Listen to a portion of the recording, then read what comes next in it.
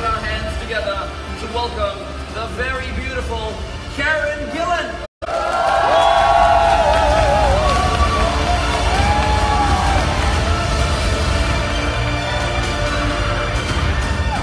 Next up, the talented Benedict Cumberbatch.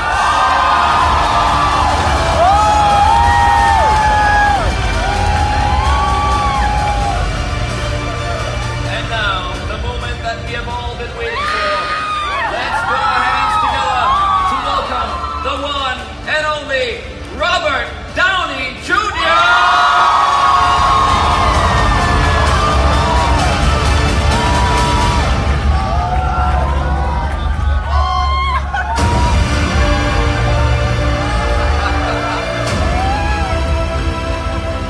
Good morning, everyone, and welcome to Marina Bay Sands in sunny Singapore. Now, we are absolutely thrilled, of course, to have all of you here today to talk about this incredible film, Avengers Infinity War. Now, I would like to kick things off with a question for Mr. Robert Downey Jr.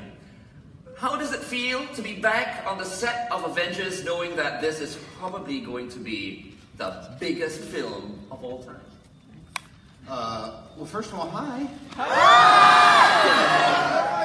Good late morning to you. I mean, I think you'll hear from all of us as we go along. Like, we might be making the movies, but we're also fans, and we're also critics of our own work, and always wanted to try to make it better. But I think this time we might have nailed it. Thank you very much, Robert. Next, I have a question for Benedict. How does it feel to be part of a production 10 years in the making? Good morning, Singapore. It feels a little intimidating, to be frank, when you first step onto a set filled with a roster of iconic characters as well as iconic actors. And then you go about doing a day's work and forget about the numbers of 18 plus films and 14 plus $1 billion and all the rest of it. And all this machinery, all this success leads to a point where you're on set with two of the most talented directors, an extraordinary cast and crew, and you're playing. You're just free to plus it, to get it better, to keep working it, and be free to enjoy and play. So yeah, it was good fun. Thank you, Benedict. Thank you. Karen, how does it feel to be one of the rare villains to survive from movie to movie? I'm honored. It's very exciting to get to be in more than one Marvel movie. Yeah, I mean, I love this character because, you know, initially she was a villain, and then we kind of learned more about her backstory, and then we started to question whether she really was a villain or not. I'm just looking at this, and this is the best. This is the weirdest sensation in the world. Having those are for sale. You can buy one later. Just a shameless plug. But no, I love playing this character. I can't believe I get to do it in multiple movies. It's very exciting. Thank you, Karen. And now, Joe. Welcome back to Singapore, Joe. Yes. Thank you. Now, we saw you the last time when you were here to promote Captain America Civil War with Team Cap. How does it feel to be back with Team Iron Man this time around? It feels awesome. It feels great. All along, I supported Team Iron Man. I just want to let Rob know. Honestly, I was supporting Team Iron Man all along. I was here with Team Cap, just as a favor to Chris, but no, but it's great to be back. Absolutely love Singapore. Fans are the best here in the world, and we're all very happy to be here, so thank you. Oh, we are thrilled to have all of you here. Last question. If you could have the power of any of the Avengers, who would it be and why? No pressure. Oh wow, that's a tough one. Oh. You know, the world hasn't seen... I'm sorry, I have to get that. The world hasn't seen her yet, but I have to say Captain Marvel. Only because she's, you know, she has super strength, she has super speed, and she can fly. Who doesn't want to fly, right? And I think most importantly, she's a strong character and a leader, and I think everybody can, you know, really look up to her, especially little girls. Awesome. Once again, it's a thrill to have all of you here today. Thank you so much for coming to Singapore. Now, ladies and gentlemen, we've heard a little bit about these talented people and this incredible film. Now we open the floor to you guys and your questions. Should you have a question or questions for any of our wonderful guests today, please raise your hand and we will certainly have a microphone brought to you. Okay? All right. Wow. Lights are really bright. with... Could we turn the lights a little brighter on us? I want to go fully blind. I don't want to see anyone in this room but light. This is what it was like for people. It's Close Encounters of the Third Kind. That's what it's like when you go to I heaven. love it. Staring at an I'm eclipse. assuming there's a big group out there, but I can't see. There's the person. Hello? The silhouette. We can hear you now. Oh, Hi, I'm thank Jabba There from we go. Australia. Hello. Good day. How are you? I brought a small Thor hammer. I brought the thunder from down under. Firstly, on behalf of cinema goers right the way around the world, thank you for the last 10 years of cinematic joy. It's been incredible watching all of you guys. Everyone that's touched a Marvel film, the thousands of people that have worked on it. It's been an incredible 10 years. Congratulations on the brand new film that looks like the last superhero movie that needs to be made apart from Captain Marvel. I want to take it back, if that's all right, and ask Robert Downey Jr. and Karen, hello again, and Benedict, about casting. Robert, if you cast your mind back to when they first came to you and said, hey, do you want to be Iron Man? The cinematic landscape of superhero films didn't exist in the way that it does now. It feels like that was a pretty big risk back then. And can you other guys speak to that, Benedict and Karen, about how that felt when you were asked to be cast, about how being a superhero is a pretty key moment in your career now, whereas for you, Robert, maybe it was a really, really huge risk? Thank you, guys. Yeah, I needed a job. Bad. And I really believed in Favreau and Feige and just that. I believed in Marvel Comics. And it was at a time when DC was really, even from my perspective, I was like, well, we'll do ours and we'll give them some counter programming for the DC movies, which are supposedly the cool ones. So, but you never know. It's always weird when you're part of anything even mildly historical because you lose perspective on it. And but it has been amazing to just get caught up in it. And I think the two things they've done very well is casting of the actors and casting of the directors. Well, for me, I just got a phone call from my agent asking me if I'm willing to shave my head. And I said, what for? And they said, Marvel. And I was like, yeah. I mean, that was a pretty easy one. And then I did like multiple auditions and a screen test. And then when I got the role, I was just completely over the moon. I mean, Marvel was already such a huge thing by that point. And I was just so excited to play this villainous, fun, creepy, weird character. Yeah, I was just so excited. I mean, even though I was very late to the party, I was enthralled to it like you were, just caught up in the fandom of it and being an ardent lover of it in the cinema. And there was sort of vague discussions. A journalist said, oh, you make a great Doctor Strange. So it was sort of weirdly somewhere in the back of my head. The real ticket winner for me was the humor. I knew it had to be, this is a strange character by name and nature. And what is his place? What's his need in a world now? And actually, funnily enough, who would have thunk it? You know, the idea that the brain has the power to help ease your way, that you can change your world with thought and access something other than our reality, is a new direction for Marvel to go in. And it's weird and wonderful, and yet I wanted to somehow ground it and make him human and funny. So it was a challenge, and I was really enthralled to that. It had to be different, because everything that come before was so damn good. And when they presented to me the pitch of it, I thought, yeah, how can I not? I could have a lot of fun doing this. Guys? Jill. Hey guys. Hey. Good morning. Hi, how are you? Alright, so I actually I'm Jill from Kiss 92. I had a bunch of questions, but after watching the fan clip last night, right, two things, like, couldn't go to sleep because of these two things. Firstly, Stark has a new suit with things come flying out of it, but he's using a flip phone. Like, I mean, I know it's movie and make-believe, but even that's a bit of a stretch, using a flip phone. So if you could explain why he's using a flip phone, that'd be cool. Also, you're halfway up to space, going to save another character, possibly from an alien who's going to kill the world, and you have time to pick up a phone call from your fiancé. Like, Damn well better. I know, right? Because I just got married and my husband doesn't pick up my phone calls. So Spoilers. in real life, this is then for Tren and Joe. Out of these three, who's the most difficult to get into contact with? That's right. Joe, I think It's Joe, actually. By the way, let's explain the flip phone. That is the burner phone that Captain America gave Tony Stark at the end of Civil War. So, if you're a Marvel fan, you may remember this. And so Tony's been carrying that phone. Wait a minute, did no one see Civil War? And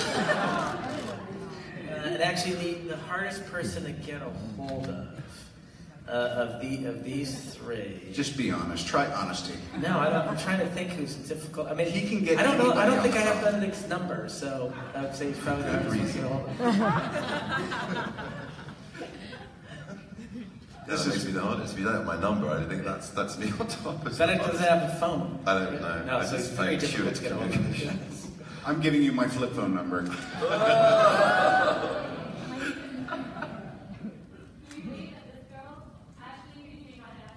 Hi, Ashley.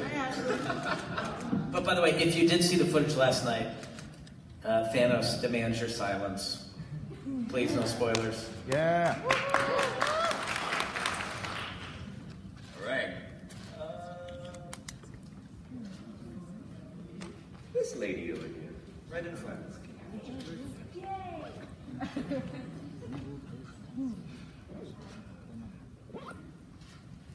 Oh man, I didn't think I was gonna get picked. I'm really nervous. Hi everyone!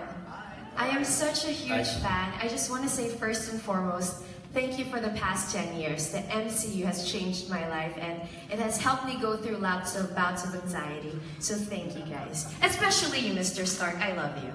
Okay, so my question is, this really feels like the culmination of the past 10 years, right? How is this gonna affect the rest of the movies that are coming out after Infinity War?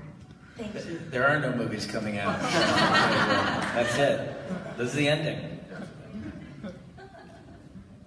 He's right, that's true. That's it. That's it. This is your bag. Wait, you just said you were insane. Should we be answering your questions? Yes, I should. You should. You're right, I definitely should. That's it. Thank you. To give you a little more context, that is look, Marvel's... Hold on a minute. By the way, he was the last one to show up backstage. All right, let me tell you how this went. I was there, then Karen showed up, then Benedict frolicked in, and then he traipsed in. After a year of waiting around on set, I said, you tell me when they get there.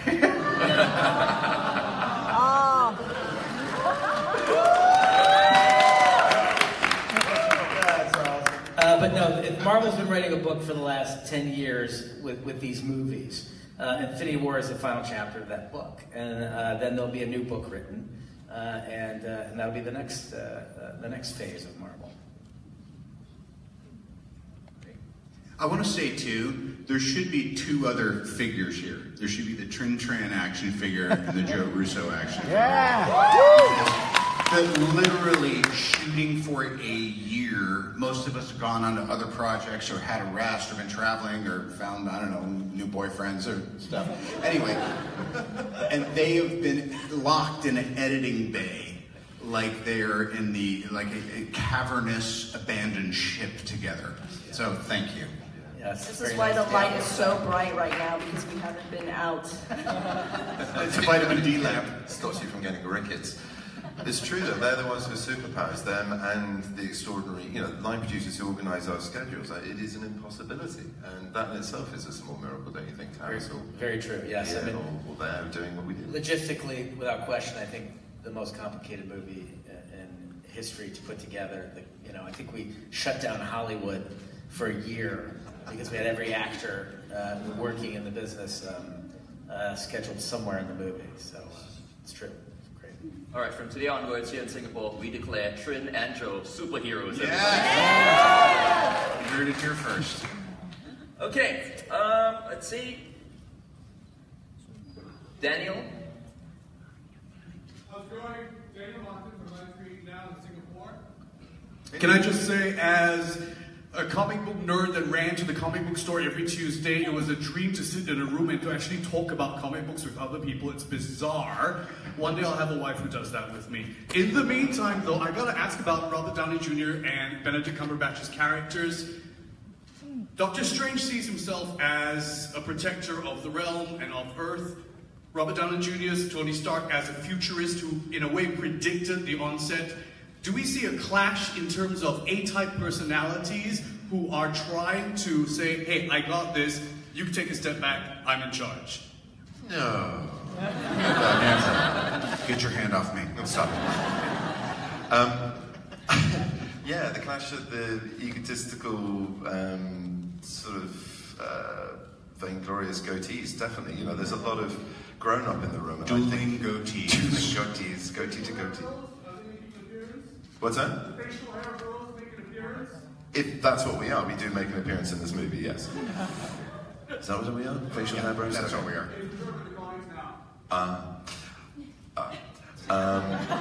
So yeah, no, yeah, we kind of we have a bit of a clash, and that's no bad thing, and that's something to enjoy in the film without spoiling anything, is to see how that relationship unfolds.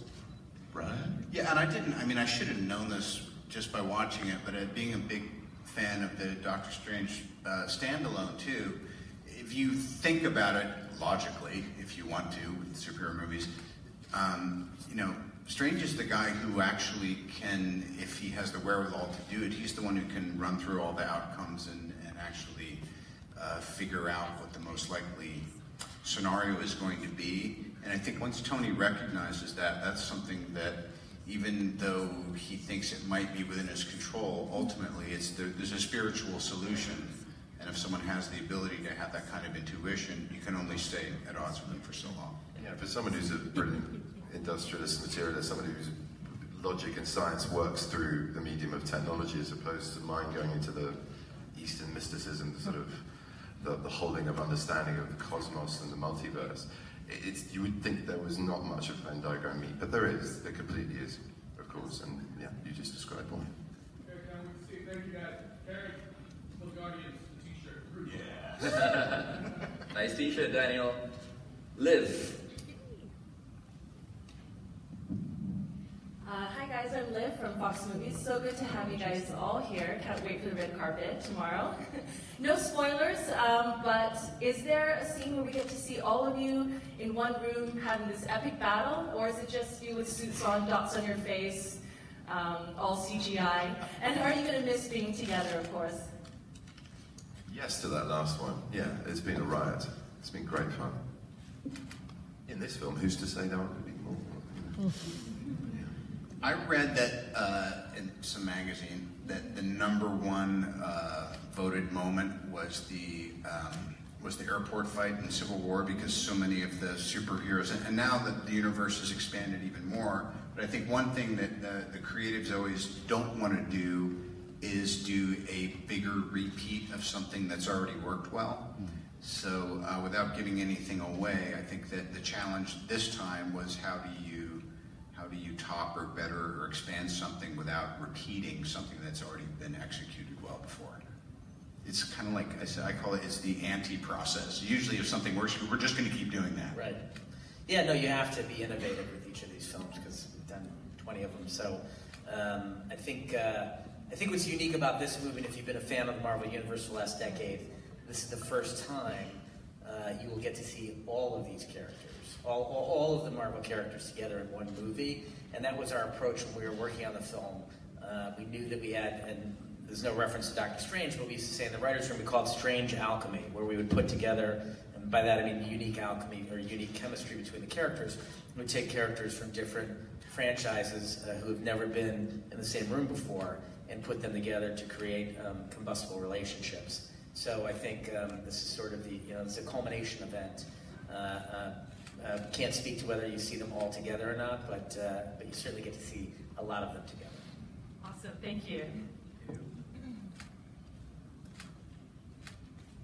Hey, that lady at the back, on the right? Yeah, that lady there.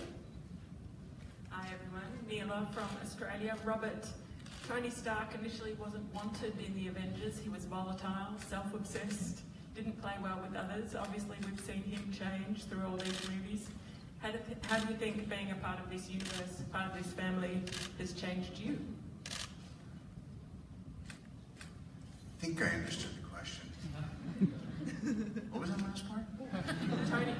arc has changed. Being part of this team. How has being part of this changed you? Right. Well, I mean, look. Sometimes you try to follow that little golden thread of where all of these projects and creatives are coming together, and kind of what the bigger ball of string is, and being one of the first people on the field, I always feel that part of my job is to just adjust and say, well, that's where it seems like things want to go. So I think that my arc should correspond to it. But a lot of it is just going from when I started this, I was in my 40s. Now I'm in my 50s, and so I think even if you just look at the difference between being quote unquote young and then looking at middle age, your values tend to change, and so I think Tony's are mirroring that a little bit, I hope.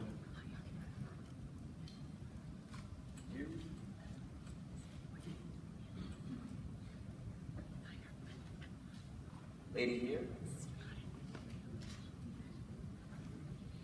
That's a tough job picking the next person, isn't it? You manage it very well. Thank you. Yeah. Hi. Thank you so much for choosing me. And guys, it's so great to see you here. Like it's such a big dream to see you guys in person. I'm a little bit nervous, but so in the closing credits, Pepper and Tony got engaged, and Tony has a new suit. Is there a possibility of a wedding suit Iron Man costume? Great idea. I don't have any spoilers, but what happens is Nebula comes between us. Oh. Winds up being kind of a European thing. All right, thank you. I think I need more sleep.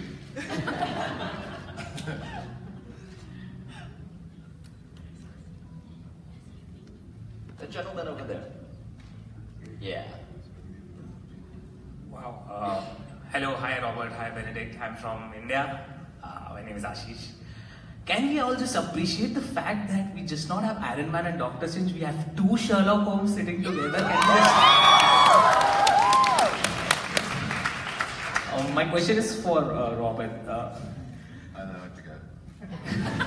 But I'm always reminded. I'm sure you guys must be tired of these fan demands from you asking if there's a Sherlock joke in the movie. If there ever was, I hope there isn't. You got any ideas? Yeah. Listen, we take all jokes. You got any good jokes, send them to Joe. We'll put them in some movie somewhere. And from the entire fans from the world. I'm not speaking from the media perspective. I'm a huge fan of you guys. I've been following since like childhood. I love Marvel. Marvel has been my life. I just want to ask, are you guys missing Hawkeye? From the trailer? Where is he, Joe? Where is he? It's crazy. There's so many characters we were dealing with that, we were halfway through shooting, and I think you said, "Where's Renner?" And we went, "Oh my God!" I think we forgot John. It's like Home Alone. He's Macaulay Culkin. No, listen. We did not forget the twice nominated Jeremy Renner from, and I'm talking about Oscar nominations from Infinity War. We have two movies we're working with, Avengers 3 and Avengers 4. That's a lot of story real estate. I think last week we released 22 character posters. There's only so many people you could put in one film. And we have a really interesting story cooked up for Hawkeye. But I would say that patience is a virtue. And it's a long play, not a short play. So we did not forget Hawkeye. Last question for Robert. Robert, which is your favorite MCU movie apart from the Iron Man movies? Which is your most favorite? You've watched on repeat. Sherlock. No, I don't. You know, the funny thing, honestly, is as they come out, it's not like I don't feel that I have all that much to do with these other ventures, but I just appreciate aspects of them so much. I think Doctor Strange changed. I think without Doctor Strange, we wouldn't be able to have Infinity War, most definitely. And I think that the Guardians was just such a dark horse, and so that. But I gotta say, recently, I thought that Thor Ragnarok was so mind-blowing. This Taika Waititi guy, to me, is just, he's an assassin. He's so brilliant. So, And then by the time I'm done seeing this will probably be my favorite. Thank you, Robert. Thank you, everyone. India loves you very much. Thank you, Marvel. All right, last question. Genevieve, Channel News Asia. Hi. Hello, hi. This is Genevieve from Channel News Asia. I actually want to ask Trin a question. This is a very male-dominated industry, and you are a woman and an executive producer, which is amazing, especially for superhero movies. Can you talk about how hard it was to rise up the ranks and be part of such an amazing franchise? Well, I've actually been at Marvel for quite a long time, and I started as an assistant there 10 years ago, and they, Marvel has been a family to me, and they were very supportive in just bringing me up and allowing me to grow in the position that I am in now. And I think it's very important to have like female voices in the film industry, especially nowadays, and with like the large amount of cast that we have, and some of which are very strong female characters. I think it's just important for everybody just to, just allow female voices to shine in this area. And I've been very fortunate to be able to work with Marvel for so long, and they've allowed me to grow into the position that I am in now. Thank you, Trin. One last question for Indonesia. It's not going to get any better than that. Hey, hi everyone, my name is Joe, I'm from Indonesia, and my question's a little bit serious actually. So the Indonesian censorship organization, there's a rumor going around that they're going to censor 7 minutes of the movie. There's a rumor going around. I know you guys wouldn't like that, because it's your work of art. But if you had to censor 7 minutes, would you, or which part would you take out? And would you, if you couldn't change this rule, do you want to take part in the decision that the censorship organization makes for the 7 minutes that they're going to cut? Boy, this sounds like a producer question if I ever heard one. Yes. Would you take out all the Iron Man scenes, like for example? I'm kidding. Robert, you had a very eloquent answer to this last night when we were discussing this very issue. What did I say? I don't know. This is I can't imagine what 7 minutes they would want to cut out of the movie, but it's the first we're hearing of it, so we'll take it aback. But yes, of course, as an artist, you don't want anybody censoring anything or taking anything out of the film. This is a PG-13 movie. It's not like it's some radical piece of content. So I'm a little shocked. Calm down, Joe. We want to make it to the airport here. That's right. But it's a hard question to answer. Trin, you got an answer for it? I guess all of Tony Stark's scenes will be cut. Oh. I'll take the hit. Is this a Robert Downey thing? Believe me, no shortage of screen time for me. But I'm going to give you those 7 minutes right now. Thank you so much for your question, and thank you so much, Trin. Thank you, Karen. Thank you, Robert. Thank you, Benedict. Thank you, Joe. Thank you so much. Thank you. Love you. And now I'd like to invite you guys backstage to chill out for a little bit while we prepare the stage for the photo call. Perfect. All right. Once again, please give them a big hand, everybody. Great question.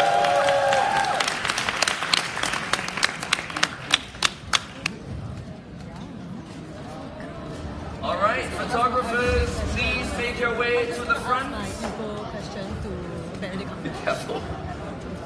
No one comes